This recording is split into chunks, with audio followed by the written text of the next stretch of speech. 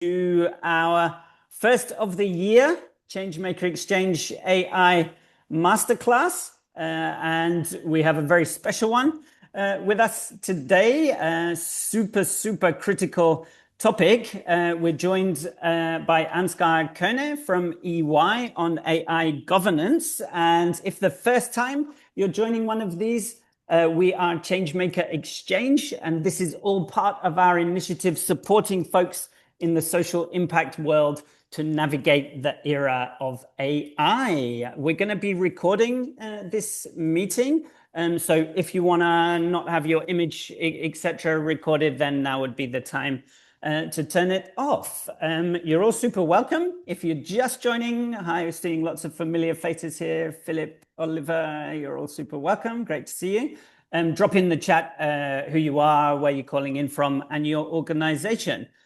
How the flow is going to work for today. So just to give you a quick idea of how this is going to look. So first of all, we're going to have a quick welcome and intro and framing, and we're going to do then a little interactive session and pulse check to see where you're at on this whole topic of governance and regulation. We're then going to have insights from Dr. Ansgar, and then we'll have questions and answers and moderated session where you'll have the chance to also put your questions to Ansgar around this. I think we really, I couldn't have anyone better with us today on this exact topic. I think when you hear words like governance, regulation, might be easy to switch off or yawn a little, but I think when it comes to AI, right now, maybe it's not even exaggeration to say these are things which could decide the future of humanity. And it's easy to assume that it just applies to governments, big tech, etc. But the rules that are being written and also not written right now are absolutely critical for us all. And to help get to grips with all of this, we're joined by Ansgar, who's EY's global AI ethics and regulatory leader, also advising both big business and governments. So I think, as I say, perfect person for this. Want to take this chance to give a big shout out to our supporters of this whole ChangeMaker Exchange AI initiative, SAP and EY together. And I want to take this chance to remind you, and you can see the link in the chat now, to visit our AI for Good hub with all kinds of resources around everything from the promise and how to leverage this technology to the peril and the risk and how to look out for bias, ethical issues, the climate and environmental impact. And I think for us, it's really about finding that sweet spot in between those two, the promise and the peril, and navigate that whole space. Before we get started, I'd love to, though, now do a quick warm-up exercise and something a little fun. I would like you to go, first of all, to go to the top right of your screen and make sure you have this in gallery view so that you can see everyone else. I'd like to also invite those who can to put your videos on, at least for this interactive part, so you can see each other. Hello, Emily. Hi, Sima. Hi, Erica. Lovely to see you all. You're very welcome. And what I would like you to do, I would invite you to use a reaction if this sentence resonates for you. And you can use the reaction, go down next to the chat. You can see this button react, and you can put send with effect, and you can choose a heart or a thumbs up. You can choose whatever best fits how you're feeling right now. But so I will ask you a question. If the answer is yes for you, you choose that reaction, okay? And I will do a series of these. Number one, and they're all connected to today's topic of governance, regulation, stakeholder trust around AI. React if you have ever pasted potentially sensitive confidential data into ChatGPT or another LLM without thinking about it or without reading the privacy policy. Come on, be honest. Thank you, Sima. Thank you, Naz. This is the good reaction for that one, maybe. Thank you, Mubarak. I think that's at least not scientific, but 65% of the, or maybe actually 90% of the room. Next one, I'd love you to react if your organization currently has a formal written AI policy in place. Okay, definitely much fewer people reacting here, but still okay, quite a lot. I'd say that's maybe 50-50 in the room, looks like. Thank you. Next one, I'd love you to react if you ever turned off or stopped using an AI tool for ethical reasons. Maybe you're part of the recent Quit GPT movement that we're seeing a lot of. Maybe, okay, quite a lot of people here. Thank you. Now react again if you then started using it again. Okay, a couple of people there as well. Thank you. Good to appreciate the honesty. React if you ever clicked accept on all cookies just to get it out of the way, even though you deeply care about your privacy. Okay, that's almost everyone there, I think. I think showing the complex relationship we have with these type of issues. Number 5, and then we have a couple more after this. React if you could confidently name one thing that's in the EU AI Act. Anything at all, one thing. Okay, yeah, we have maybe 5, 6 people. Good to see. Thank you again for the honesty. We'll go into that a little bit. We'll touch on that later. 3 more. React if you think strict government regulation is the only way to keep AI safe.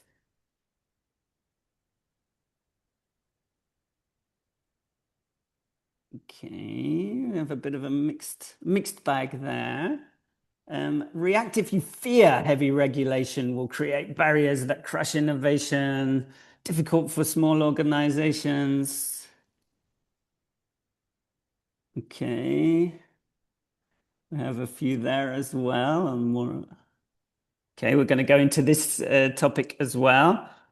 And then finally, react if you're hoping today's session will give you enough information to sound kind of credible, knowledgeable at your next team meeting or whatever it is on regulation governance without having to read anything else afterwards.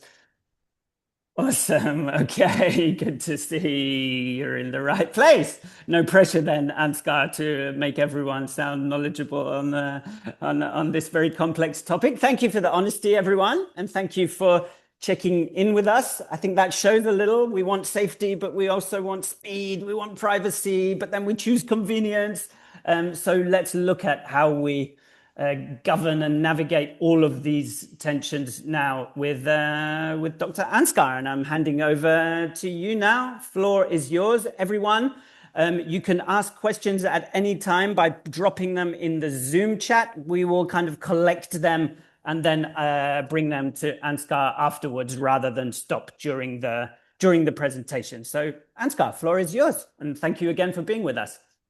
Thank you very much, Nick, and it's a pleasure to be with you all today to speak on this topic. So let me start sharing my screen here. I hope everybody can see this. So yeah, like Nick said, today I'll be speaking about governance of AI from a regulatory compliance point of view, but also from the bigger point of view of stakeholder trust. And I think the starting point really is that when you're thinking about things like regulatory compliance, always try to look for ways in which to make sure that you're not just doing this as a compliance exercise, but rather that you're really pulling out from this the ways in which doing this compliance can actually benefit your own governance, making sure that this AI is going to deliver for you what you want out of it. And so that really goes to the first point that I wanted to touch on, and which was also part of the excellent warm-up questions, this tension between regulation and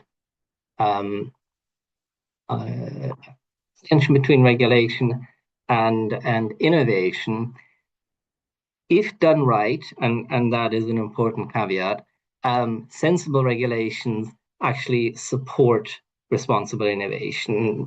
What the intent is behind putting in place regulations like the EU AI Act, but also like the regulations in South Korea, for instance, and in other places, is the idea of having a common baseline that's going to make sure that all of the players in the market will be acting in a way that's in accordance with maintaining these regulatory obligations.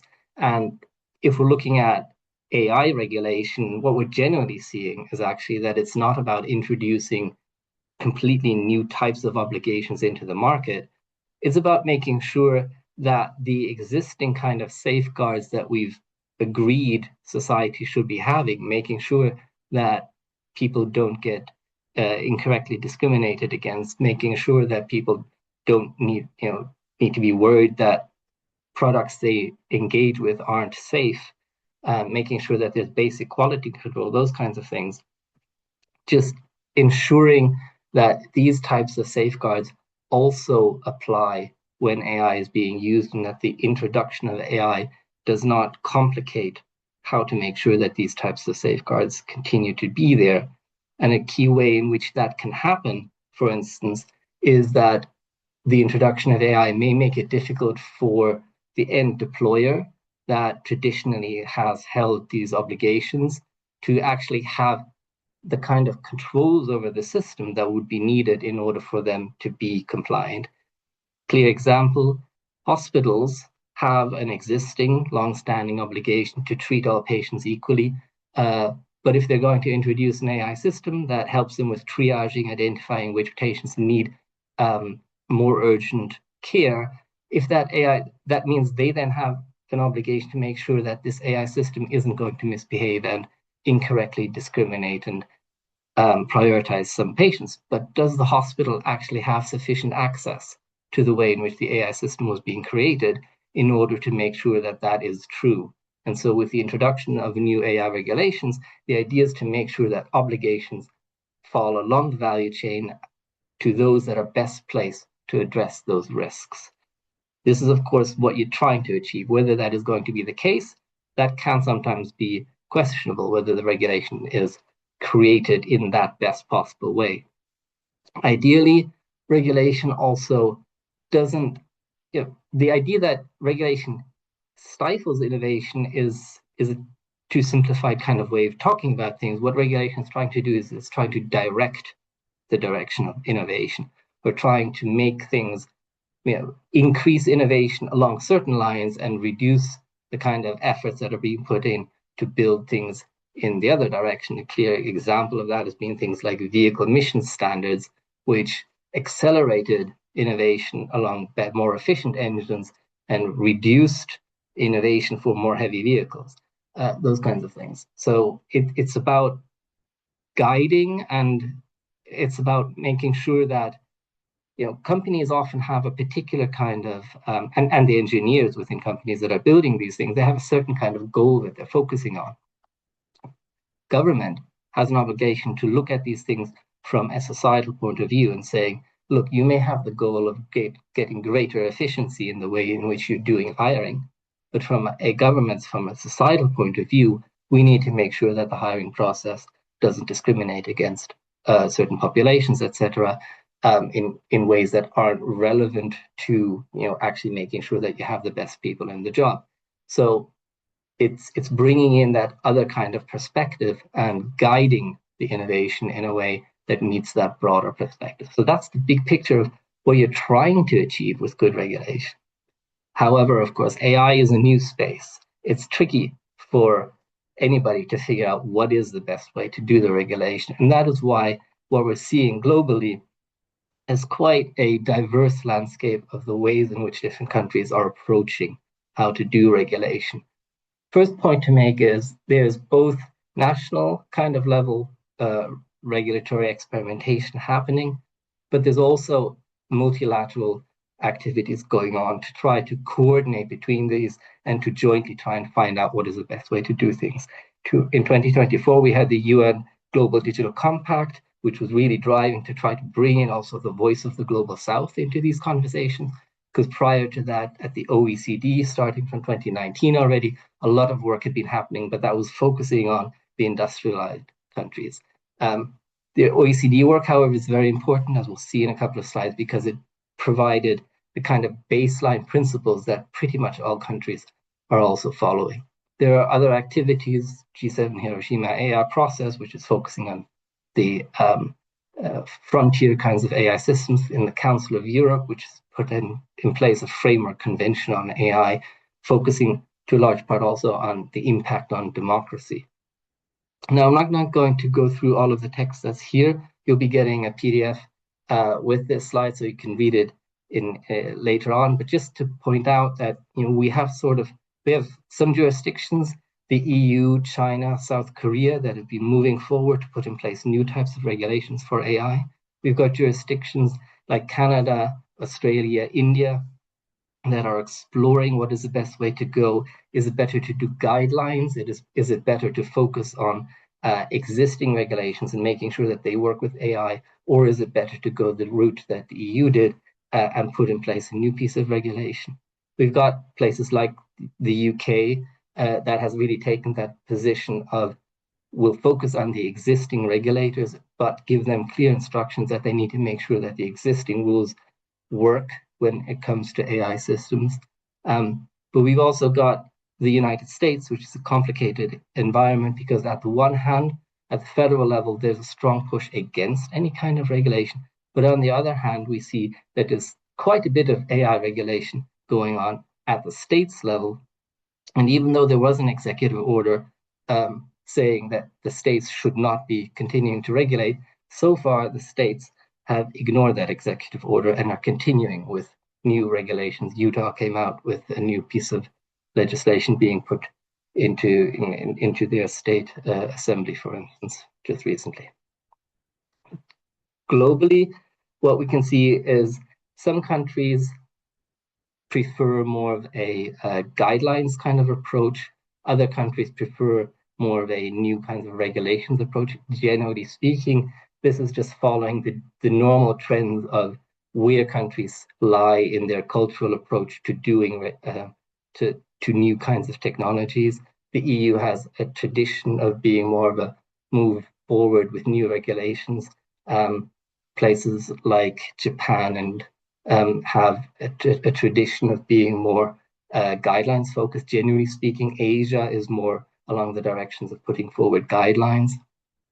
There is, of course, with the EU, the added element that it's actually 27 different member states. And so one of the reasons for putting forward a piece of regulation there has actually been to make sure that you don't get 27 different types of regulation coming forward, sort of avoiding the kind of challenges that we're currently seeing in the US with 50 states all approaching it in various different kinds of ways, because at the federal level, they can't pass anything.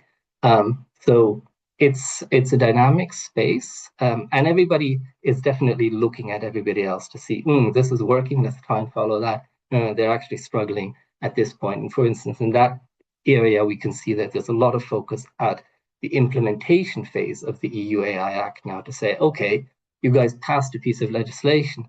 It's a nice piece of paper, but unless you've actually implemented it, you've got the regulators on board, you've got the standards against which you're going to do compliance checks and those kinds of things. Unless those work, that piece of paper isn't really worth what it's written on. It's all about the implementation phase. And that's something that we're seeing in more countries, that the implementation phase is really where the rubber hits the road. This is just a kind of general overview.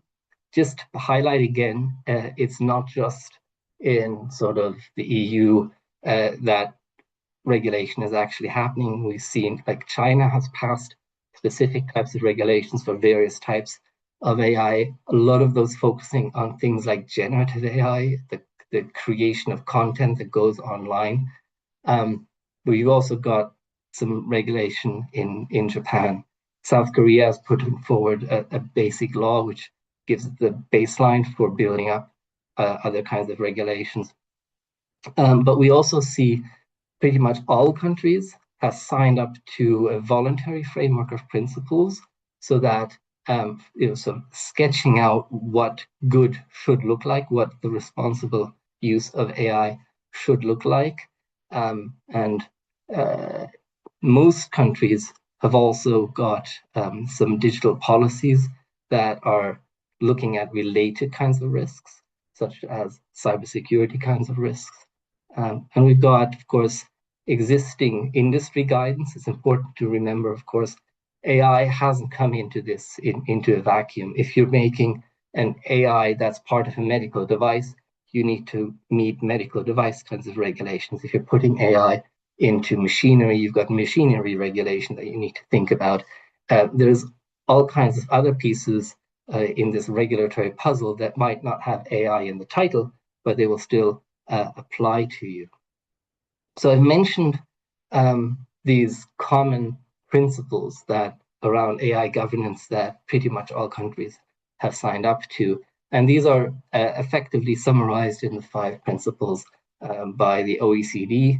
Some countries have split that out a little bit more, but pretty much they all agree on these. And so the focus is transparency. You should know when you're engaging with an AI system. Fairness. AI systems should not be introducing any unfair bias. Accountability. Just because you're using an AI system cannot remove accountability for the outcomes. It must always be clear if a failure occurs, who has a responsibility for this. If you're creating a new system and putting it at the market, who has responsibility for making sure that it is safe when it is being put on the market, those kinds of questions. Data privacy and data governance, so that also includes questions around copyright and IP, are of course an important element and something that has been attracting a lot of attention and is probably the primary source of litigation that is currently happening in the AI space.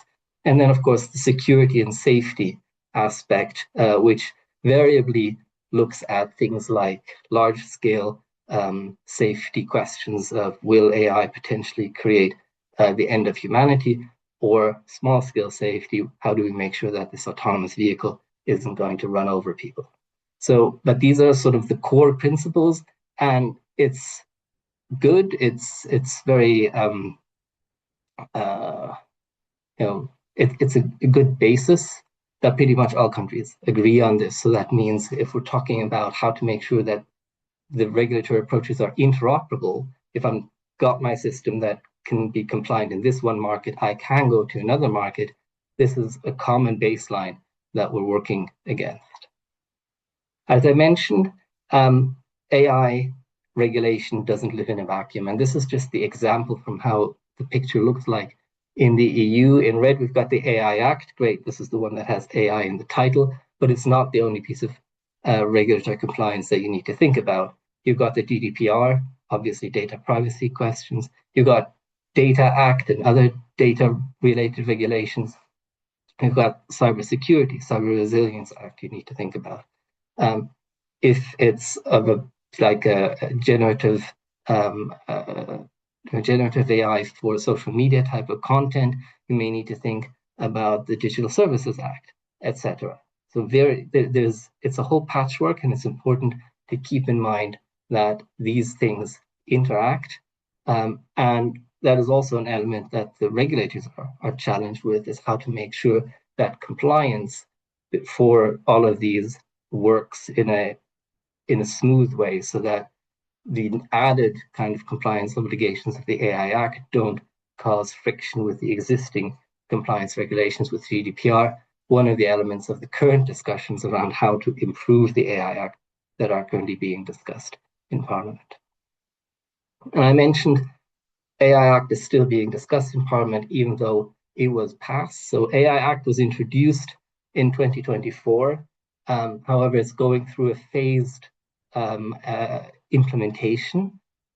So in 2025, sort of end of 2024, beginning 2025, prohibitions, sort of where the AI Act imposes that you're absolutely not allowed to put on the market AI systems of this particular type, those already took effect.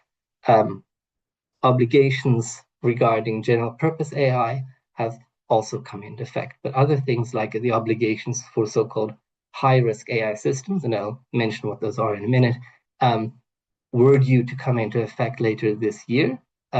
However, because of various reasons, it looks like it will be very difficult to make that timeline work. So currently the legislators are discussing a delay in this, so that there may be the implementation time for these may actually shift to December 2027, and similar for other types of high-risk systems, that there's going to be a delay.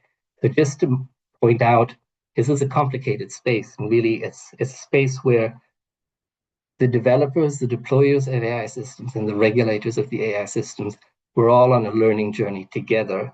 And that means it's also important to have information sharing between different parties, so that the regulators can also learn where are the difficulties in doing compliance with what they have passed, or where perhaps they've missed something. For instance, there's currently also the discussion, should the prohibitions that were put in place, should that include things like prohibiting any AI system from being able to do the type of notifications that Grok has been in the news for. So the EU AI Act, I'll talk a little bit more about this, but I do want to position this actually more as an example of the way in which AI regulations approach this space. And I'll try to not go into too much detail on the specifics of what the AI Act does that are perhaps too different from what others are doing. But really, I think the starting point is to understand what the intent is behind these kinds of regulations before looking at the specifics of it. And the intent of the AI Act is to ensure that AI systems that are placed on the market are safe and that they respect existing EU law. So really, it's not there to introduce new kinds of laws. It's really just there to make sure that existing laws are still correctly being applied. And to the existing safeguard rights that people have around safety and fundamental rights, that those are maintained. The other element is that it is there to facilitate investment and innovation. The idea is by having a regulated space, that makes it easier for parties to understand what are the obligations, and also what is the future kind of obligations that you might face. And so therefore to be able to better plan for how to invest into future innovations. It's also there to enhance governance and effectively enforce EU laws. And the enhanced governance part is an important part, because by having this kind of a regulation, it also stimulates the creation of support structures that can provide you with information and guidance and support in doing governance for good and responsible AI, even beyond what compliance actually calls for. And finally, it is about developing a single market that is seen as providing trustworthy AI, and sort of the EU trying to position itself as the home of trustworthy AI. The idea being, if you've got options from an AI system coming out of the EU or an AI system out of a different jurisdiction, that you might say, well, the EU one I can trust more. Whether or not that's true, that's open to debate, but this is what the intent is behind the AI Act. So the AI Act has an extraterritorial scope, and this is something that both complicates, and it's something that's we're seeing increasingly with these kinds of digital legislations. You don't need to be based in the EU for it to apply to you. As long as you are deploying an AI system and the AI system has an impact on people who are in the EU, you are in scope of the AI Act. So you can be a US-based company, but if you've got customers that are based in the EU, you're going to be captured by this. It takes a risk-based approach, so that basically means it doesn't put the same level of obligations on all kinds of AI systems. It says high-risk AI systems should have more obligations, low-risk AI should have lesser obligations, minimal risk AI systems, we don't really need to regulate those at all. So it does a risk classification, and it puts a majority of obligations on high-risk ones. It has certain ways of doing compliance assessments. It thinks about general purpose AI models separately, because of course, if you're doing a risk classification based on the kind of use case, and then you've got a general purpose AI model, it isn't really clear how to use case based do a risk classification on that one. I think an important one that hasn't attracted a lot of attention yet is that the regulation it puts in place an obligation on the member states that they need to have regulatory sandboxes. And the regulatory sandbox is basically a place that where a company that is thinking about doing something with an AI system can interact with the regulator, get feedback while they're doing it, get information from the regulator about how can I go about doing this in a way that will be compliant, so you don't need to figure everything out yourself, or you don't need to go to an expensive law firm or something like that. The regulator actually needs to be there to engage with you and help you with that process. There are, of course, oversight bodies that need to be created and things like that, and the need to think about how it interacts with other EU legislation. And then, of course, in order to make the whole thing have teeth, it has enforcement penalties that can go up to 7% of global annual turnover, or 35 million. Now, this is for large companies. For SMEs, it's whichever is lowest of these two as opposed to highest. But still, 35 million's pretty high. Now, of course, these are the maximum penalties they could put in place. So far with GDPR, they've never done the maximum penalty that they could possibly do. They've gone with lower things. It's up to the regulator's discretion to think about what is appropriate according to the level of non-compliance. I'm not going to go into details on this risk classification here, just to point out that the majority of what's in the regulation focuses on these high-risk AI systems, that second line there. If you do your initial risk assessment and it doesn't fall under one of the types of use cases that are identified as high risk, then you are a limited risk or a minimal risk one, and that means that the obligations of the AI Act are also minimal.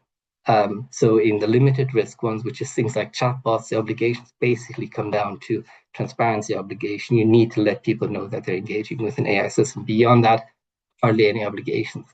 If you have a high-risk system, so that's things like surveillance, it's things like border control, things with a strong that touch on critical infrastructure, but also if it's in the services space, something like a credit assessment that would determine people's life possibilities because of their ability to get access to financing, or something like in the education space, determining whether somebody can get into a higher education. Those things are considered to be high risk because they have a strong impact on people's fundamental rights. And in that case, there are a number of obligations that come into play.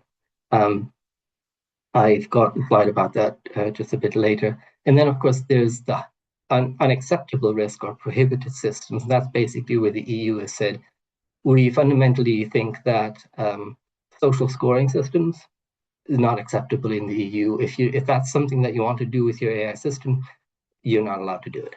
And so obviously compliance with that is quite easy. It's identify whether you fall in that category, and if you do, don't deploy your AI system in the EU. So this is the basics of this kind of how this regulation is approaching things. I've basically covered here sort of this just gives detail about what is considered to be prohibited versus high risk, and high risk falls into Annex 1 and Annex 3. It's a bit legislative arcaneness. It doesn't really matter that much for you. The point is to figure out whether you fall into one of these.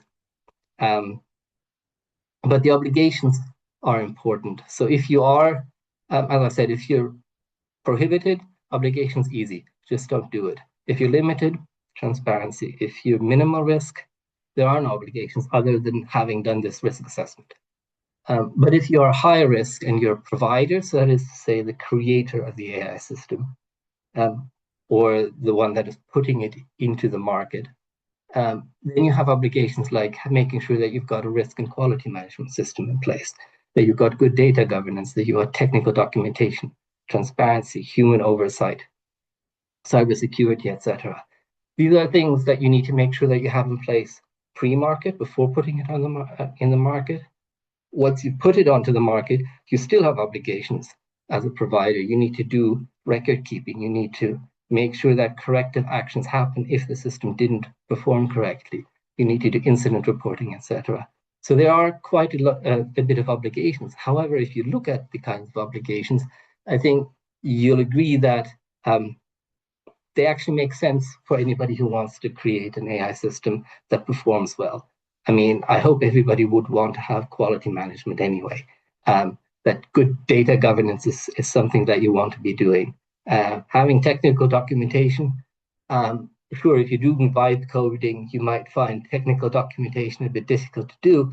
But if you don't have technical documentation and you want to put something on the market, I think you may get challenged anyway down the line. So it's a good thing to have, especially if it's something that you're trying to sell to deployers. The deployers are going to come back and ask you, so how was I supposed to use this system? And if you don't have technical documentation, that might become challenging. So generally speaking, these types of provider obligations, they do make sense. But of course, one of the challenges is the regulation says you need to have a risk management system. It doesn't really clarify what a good risk management system is. That is where the regulation points to technical standards. And as we'll get into in a minute, technical standards are where some of the challenges for the implementation have come into play. On the deployer side, so that's if you're not creating an AI system, but you're putting it on, you're the one using it. You also have certain obligations, generally somewhat easier obligations, but things like transparency, making sure that the people who interact with you know that they've got an AI system in front of them, making sure that there is human oversight and record keeping, etc. So I already mentioned some of the things that along with this regulation have been introduced that actually help for innovators are things like the regulatory sandboxes, but also frameworks for doing real-world testing. So if you have a testing plan and you engage with the regulator, they can agree that even though it's in an early stage, we don't quite know yet whether your system would be completely compliant, but you've got a clear testing plan, will allow you to go onto the market and follow with you as you test how this system is interacting in the real world and make sure that it will actually run well. So there are mechanisms in play to help you in the engagement. I'll skip over this just to say that this idea of the regulatory sandbox, it's not an EU-specific thing. The US has some regulatory sandboxes through NIST, for instance. The UK has got an AI growth lab that is also looking at regulatory sandboxes. Singapore is quite big on the regulatory sandboxes, with an eye not just towards deploying in Singapore, but towards deploying regionally and globally. So it's something that is coming up more and more.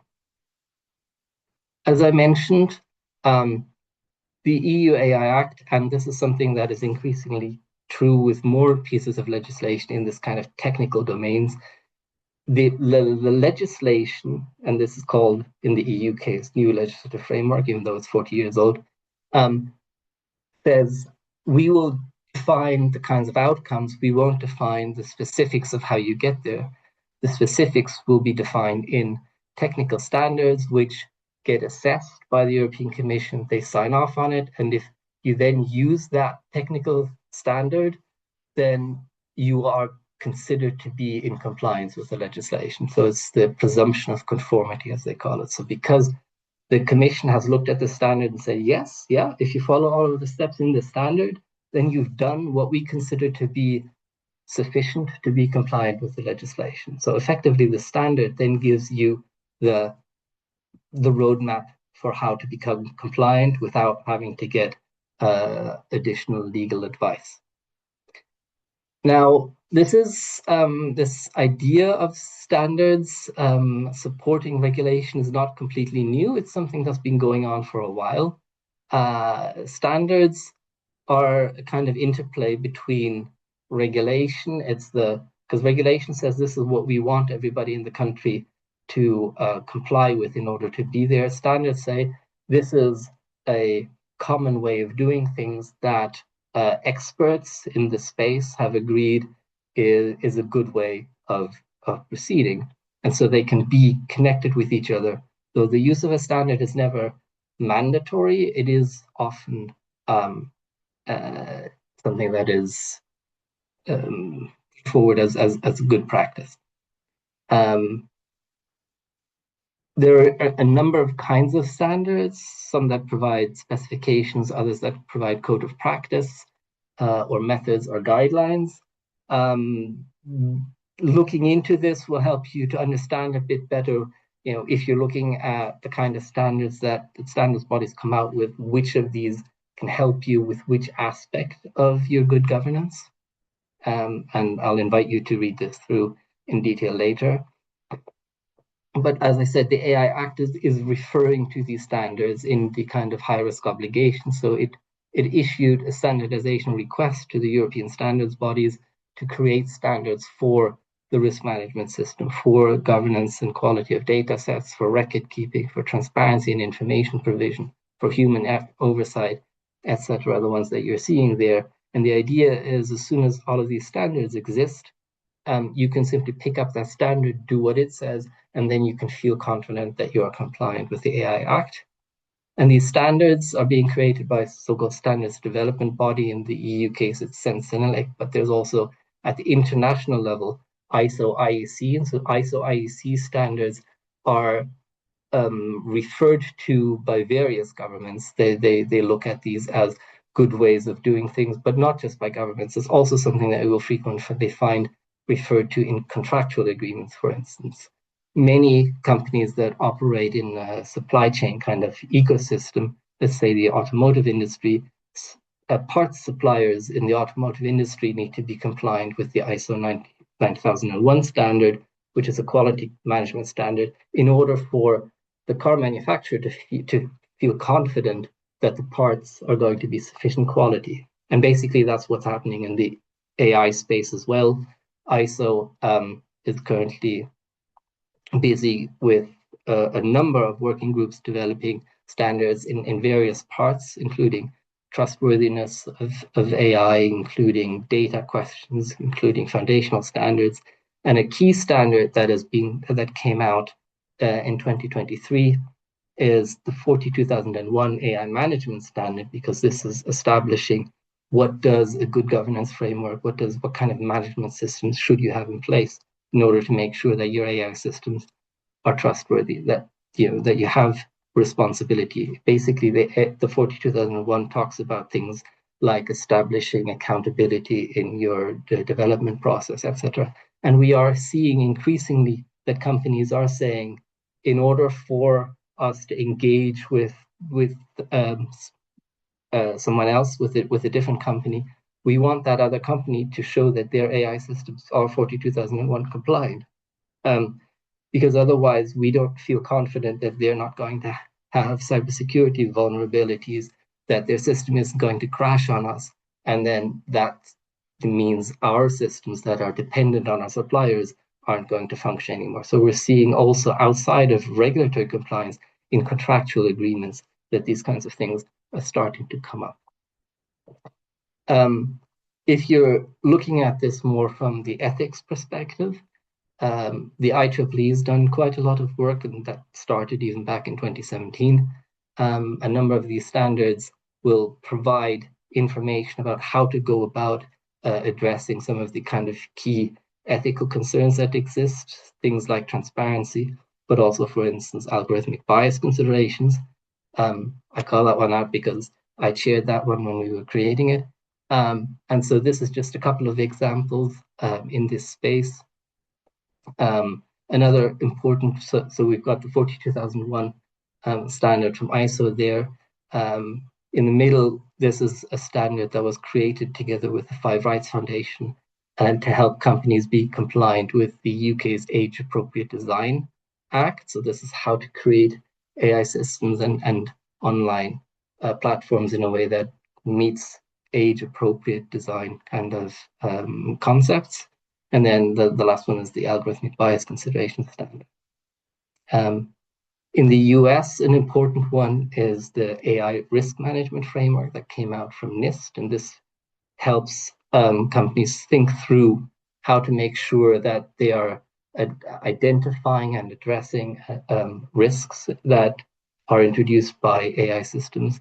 And an interesting element here is that you can see the extent of international interest that there's been in this, because on the right, there's a crosswalk, basically a mapping from AI risk management framework onto all kinds of other ethics and risk management related approaches in various different jurisdictions, including in Singapore, for instance. They've worked on this, and there's also work happening to look how this maps onto the EU AI Act.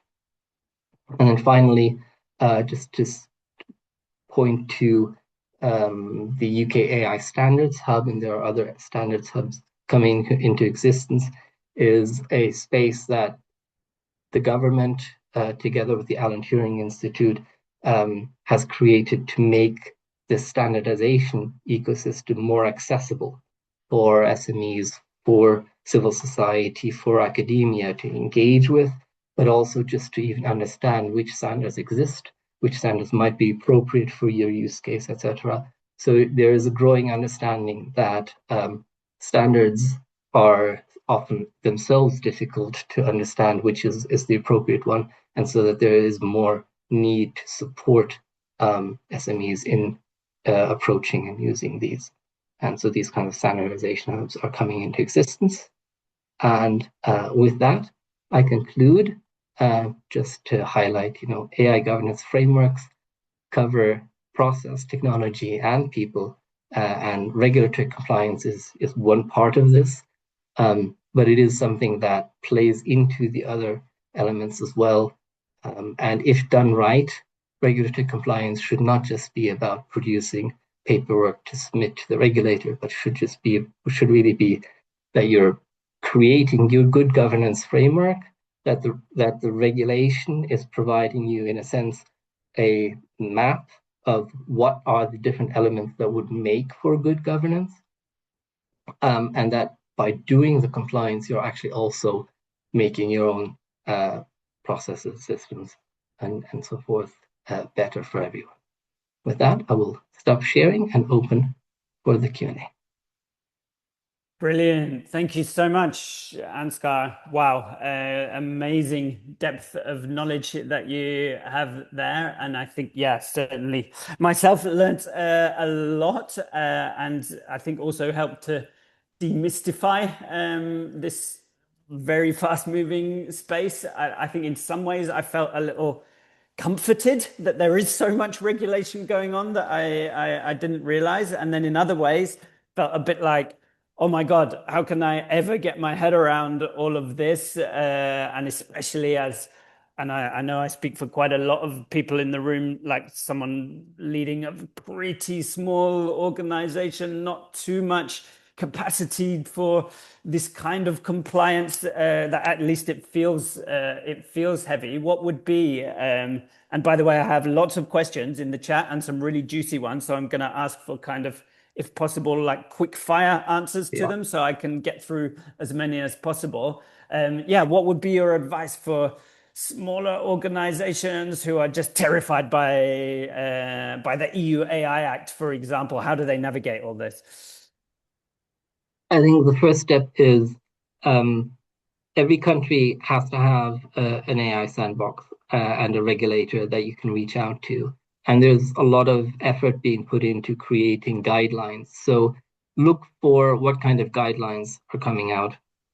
Don't try to just struggle this in your isolation. Reach out.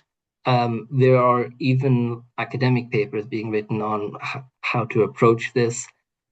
Connect to communities, such as, for instance, also the AI Standards Hub. But definitely, look at your country.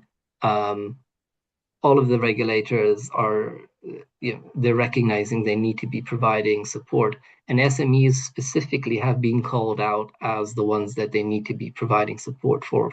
So if you go to a sandbox, SMEs have priority access to these. Okay, brilliant. Thank you for that. And then on that, and I guess connected to this whole EU AI Act, we're kind of, and I'm also seeing the question by Ruben in the chat. Thanks for that. We're seeing kind of two different experiments in regulation play out in parallel here. There's the like US move fast, break stuff, innovation approach, and then there's the EU as it does comprehensive regulation approach. A lot of criticisms of both of them. I think Europe's going to strangle innovation, the talent's all going to leave, and then America is leaving the public completely unprotected, etc. Where do you stand on this whole perspective? Like, are those criticisms fair? Is that an oversimplification? What's your quick fire answer to that? All of the above. It is a simplification. You often see claims being made about the regulation that aren't true.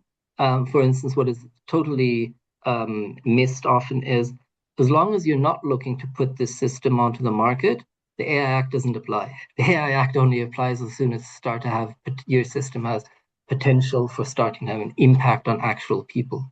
So you can do as much exploratory work with your AI system as you want, without having to worry about the AI Act.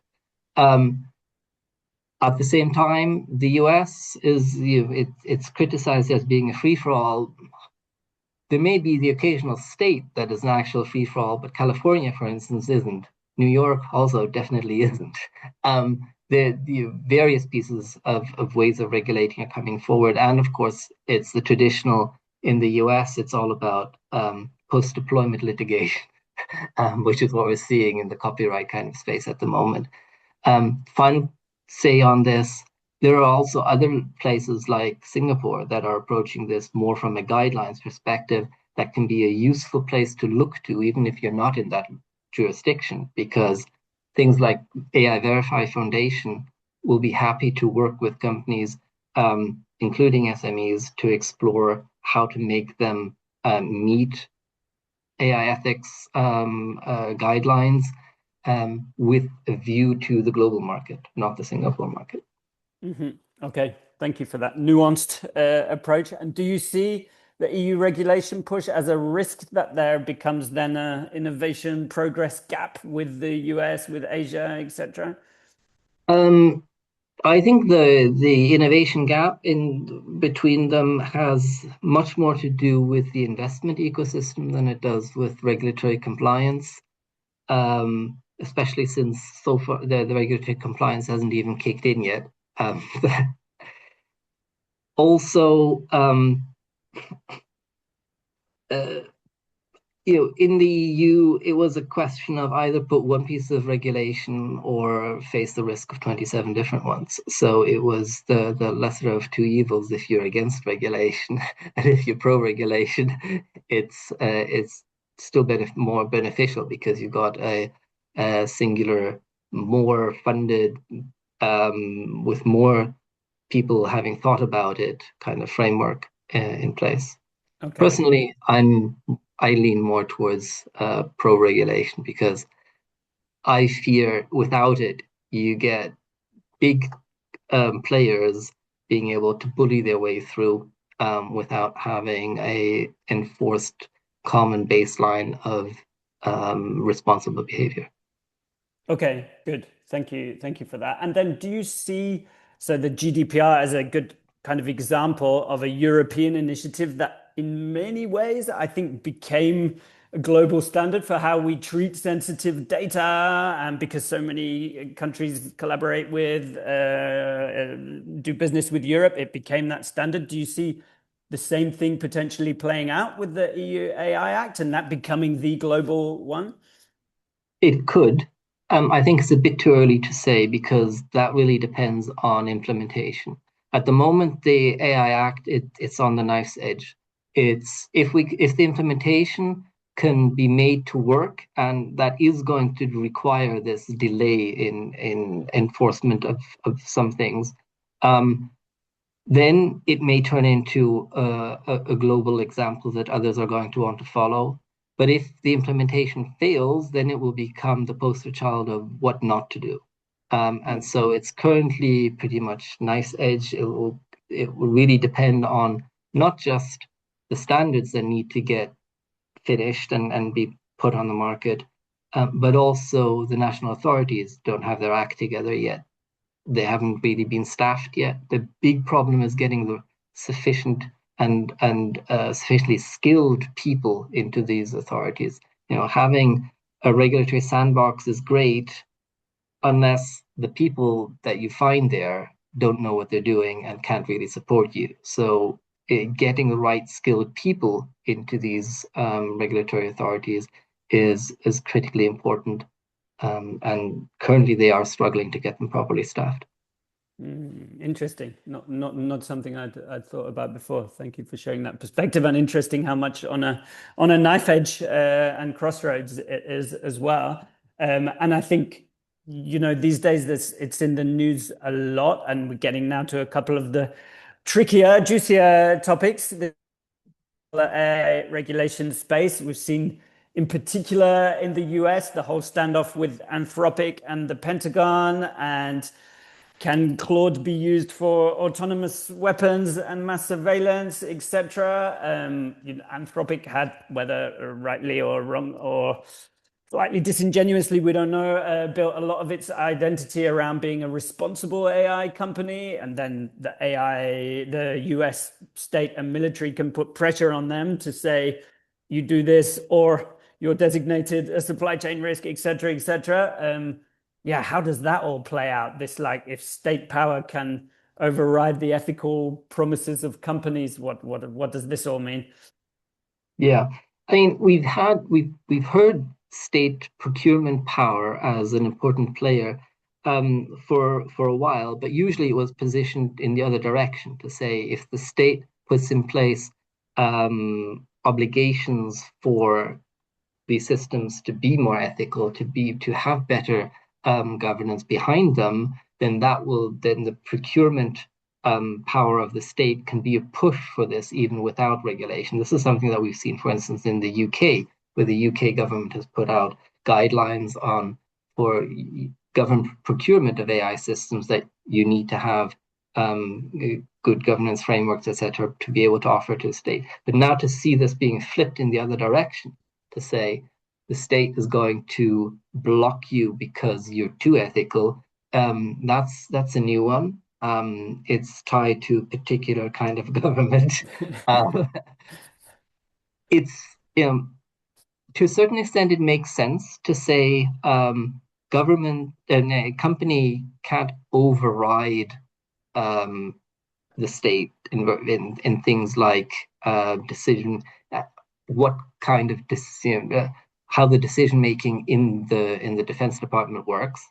On the other hand, usually would say, well, if the state doesn't agree with that, what that company wants to do, they should just go to a different supplier, as opposed to taking that extra step and saying you're now a supply chain risk and you're going to face all kinds of other additional consequences on top of it. So I think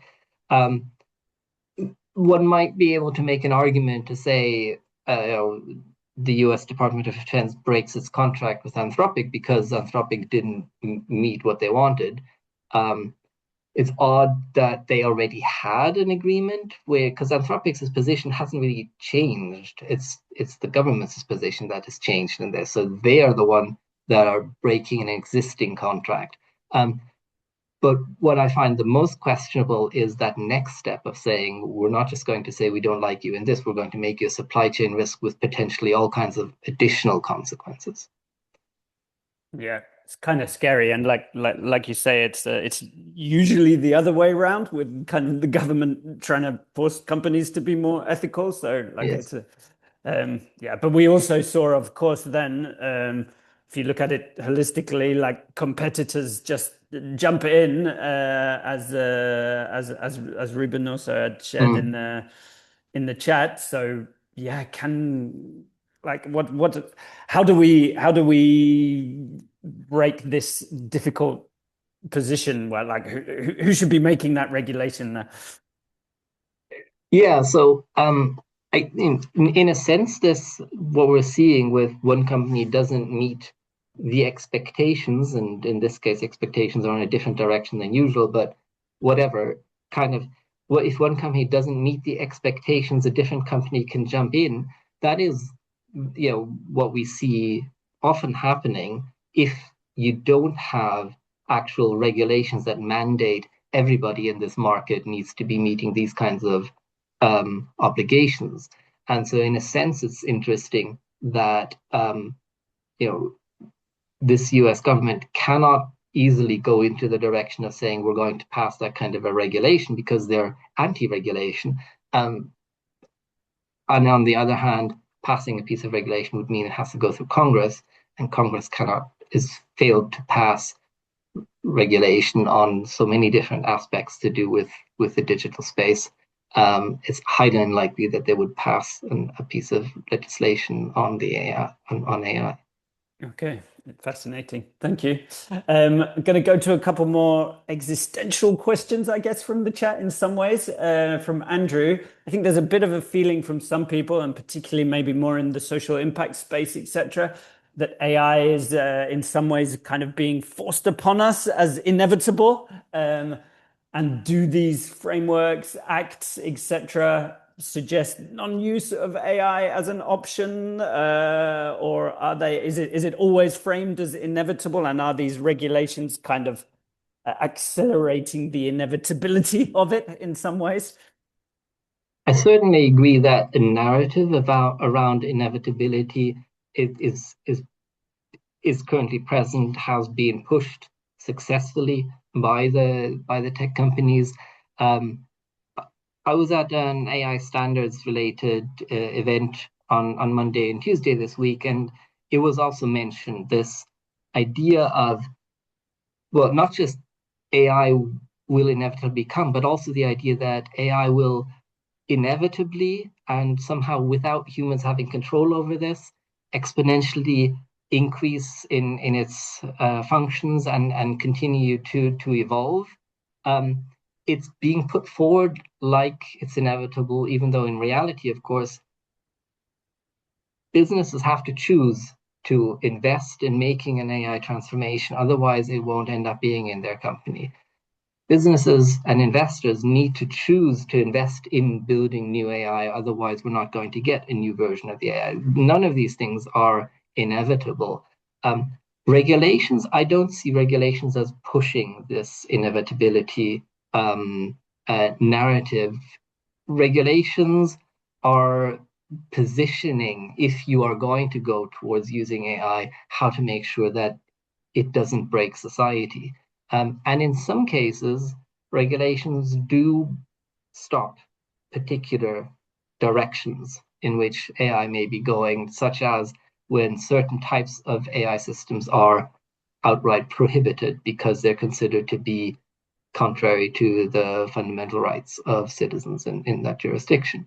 Now, we haven't seen these kinds of prohibitions much yet outside of the EU, and in the EU AI Act, the prohibitions are a very minor set of use cases, though important ones, such as AI systems that manipulate people without their awareness are banned. Challenge there is we need better ways of identifying when this is happening. But yeah, I don't think that regulations is what is pushing the inevitability, or at least going along with that inevitability guideline is, or narrative, is the industrial policy things, the national AI strategies, where lots of money is being invested in building out data centers, in enabling data centers to be built without having to comply with environmental regulations and stuff like that.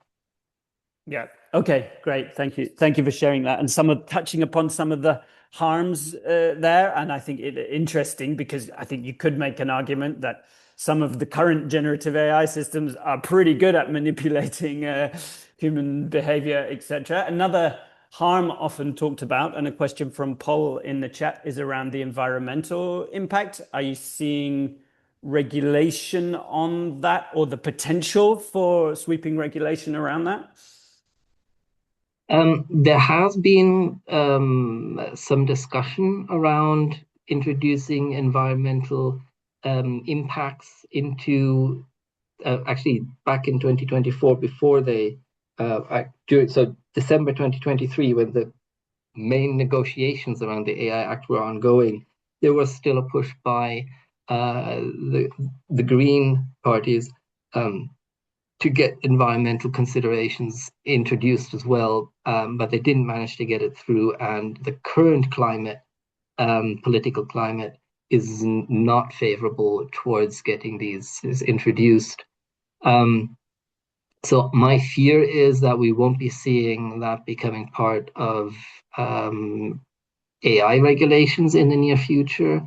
And at the moment, we're even seeing a dismantling of ESG regulations that are looking at environmental impacts of industry more generally, which is where you would otherwise be looking for, because it doesn't need to be codified as an AI impact scale. If you were to place stricter environmental obligations on data centers, no matter whether they're being used for AI or for other purposes, you would be introducing that kind of an obligation onto you. You would pushing that onto AI as well. That's where I would look for, but I'm not very hopeful at this point in time.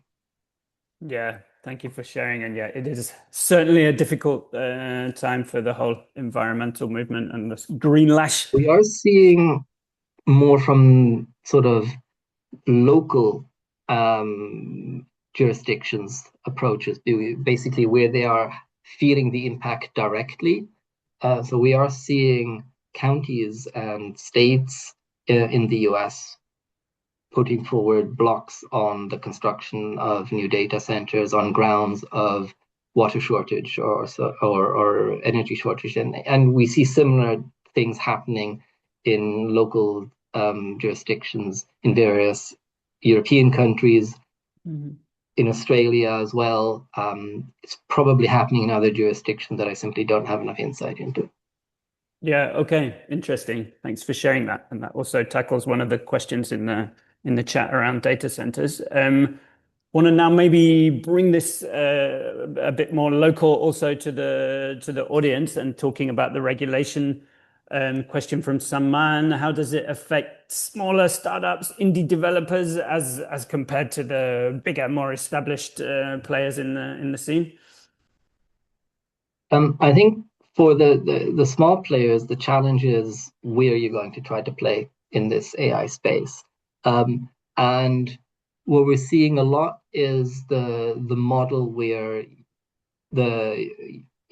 you're building on top of the ChatGPTs, the GPT-5s, the Claudes, and so forth, to create an AI application. There's nothing wrong with that. The challenge is making sure that the big players on top of whose technology you're operating will behave well. So that they're not going to change the model that you're relying on, do an update of that without informing you as to how that might impact your system. That they might even, in the worst case, just discontinue offering that particular model that you built your system on top of. And that's something that we've even seen outside of the purely software kind of ecosystem. Vehicles that not fully autonomous vehicles, but vehicles that have used certain providers for things like in-car entertainment systems, etc. If that particular provider went bankrupt, the entertainment system stopped working. So this kind of dependencies is a challenging element in the space, and it's something that where regulators need to be playing a role. Things like the Digital Markets Act are intended to do something there to make sure that those that have predominance in a certain kind of space can't abuse their market dominance. But at the moment, in the US, the federal government certainly is very much, on the one hand, they are very much chummy with the big tech companies. On the other hand, they do have a certain base behind them that is against this, and so it's difficult to predict which way they're actually going to fall on that kind of managing things. I think in the EU there is still a push to do this market enforcement. I think in many other jurisdictions there is also. So, but the problem is often raising the challenge, and it can take so very long for these things to go through litigation and stuff like that, that many small players just don't survive that period. So. Yeah. Unfortunately, yeah. Thank you for the detailed answer there, and I hope that answers your question, Sam. I'm going to do two more questions, and then we slowly wrap up. Penultimate one, not so much a question, but a conundrum given to you by Mary. Thank you for that one in the chat. And of course, there is a big AI backlash at the moment, and rightfully so in many ways. And that suggesting here AI protected itself from responsibilities that have not been afforded to other industries, standards and laws for thee, but not for me. So yeah, it's resulted in a lot of distrust and negatively therefore impacted on AI as an innovation, and particularly in potentially social impact space, I think. So yeah, what's your take on that, on the AI backlash, the lack of trust at the moment, etc.? I think it's interesting that you positioned the AI backlash as such a strong phenomenon, because if you look at the level of investment that's happening in sort of the bigger companies, as in how much they're investing to buy in more AI kinds of services, etc., I haven't seen much of a pullback yet. So the CEOs of the world are still reading the hype as opposed to the backlash. I think the backlash, the concerns about it is real, more around people directly engaging with these things, and it may percolate up a little bit more.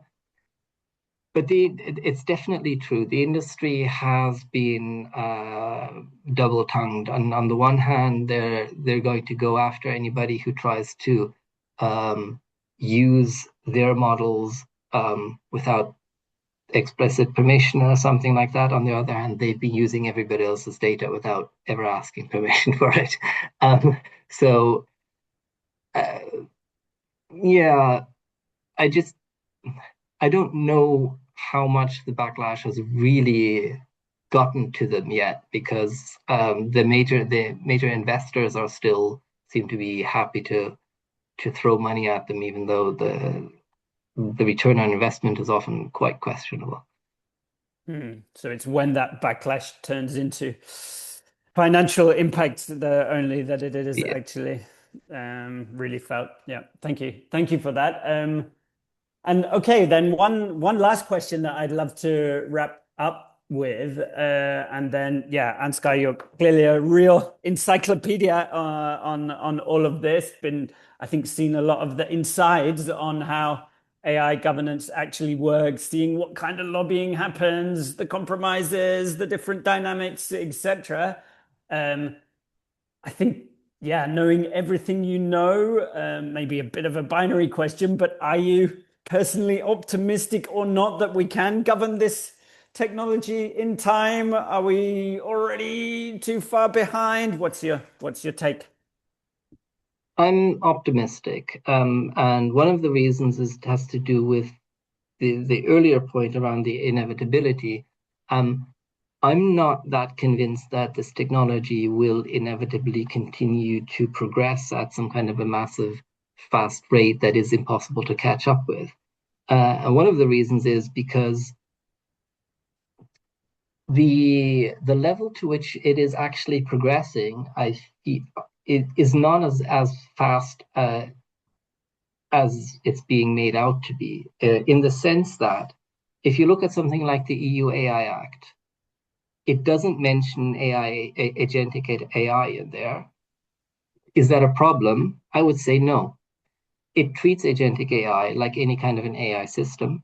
And it just says, well, okay, you want to put an AI agent that's going to operate, has access to various things on your computer, etc., directly, go ahead, but you're still going to have to show that you're compliant with these various things. And it might just be difficult for you to show your compliance. But if you can't, then you're in breach of the legislation. So the legislation doesn't care whether what you've got there is whether you call it agentic AI or you call it an AI system or whatever you call it.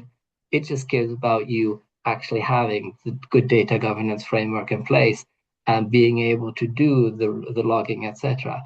And that's similarly true if you look at the kind of standards, the AI management system standard, ISO 42001, doesn't refer to agentic systems or something like that. It refers to you need to make sure that your company has a clear chain of accountability, that there is a quality assessment that goes on before the system is being deployed, those kinds of things. And how to do that, that's up to you. So the challenge often is more on the deployer side or the producer side to make sure that with this new piece of way in which the technology has evolved, that they can still show compliance. And if that is more difficult, that just means it slows down the real deployment of these systems. Because that's the other side where there's a disconnect between the narrative of how fast this technology is moving and the reality of how fast this technology is actually impacting the world. Actual deployment of AI systems is much slower because it means it needs to be integrated into legacy systems. It means you're going to have to actually change the way in which your company operates before you can really use it beyond just, well, we've got a chatbot for our FAQ system now. If you're using it in meaningful ways, it means a lot of internal work that needs to happen. So that can't progress as quickly as the so-called improvement in benchmarks of the models does. Okay, brilliant. Thank you for ending us on that note of optimism, and yeah, thank you for really grounding this what can often be a very meta topic. I think, yeah, for me at least, it really feels like something I can get my teeth into and work with today. I hope that was also the case for other people. I'd love for people who were part of the audience to maybe write in the chat what is your one quick key takeaway. What did you learn? What's one thing you're taking with you from Ansgar's brilliant session? I want to say a big thank you to Dr. Ansgar and to the team at EY, Masa, Emily, and more for making this happen and for the support of the program. Thanks everyone for some brilliant questions. I think there was really touching on the real core of a lot of the dilemmas that we're having today. I'm going to invite you all also with a final share to the two other masterclasses that we have. You can see them on the slide here. Next week, Tuesday, we have one around online safety, digital rights in an AI world.